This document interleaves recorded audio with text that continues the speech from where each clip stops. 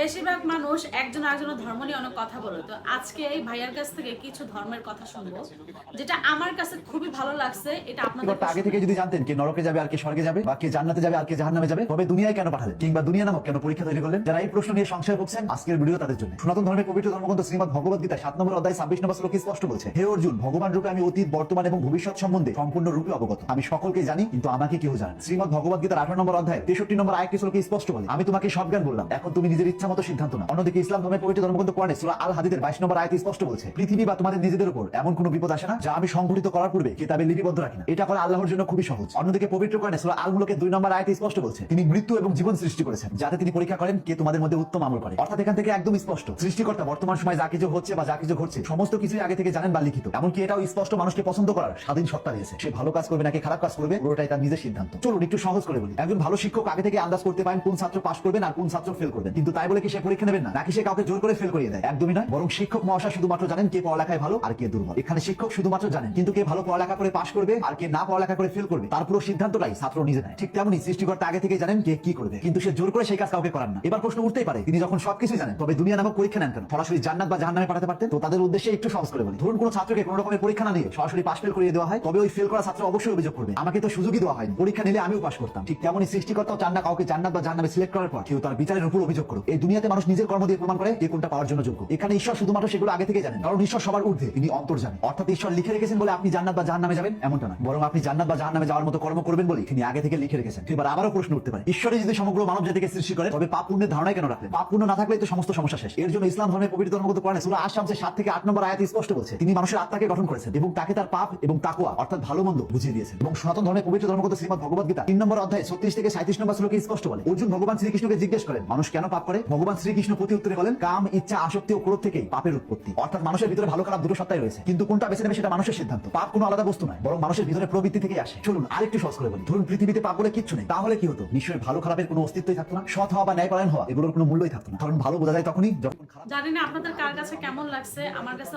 অসাধারণ লাগছে। ওনার ভিডিও আমি কয়েক মাস ধরে দেখতেছি, ওনার কথাগুলো আমার এত ভালো লাগে আমি বলে বোঝাইতে পারবো না।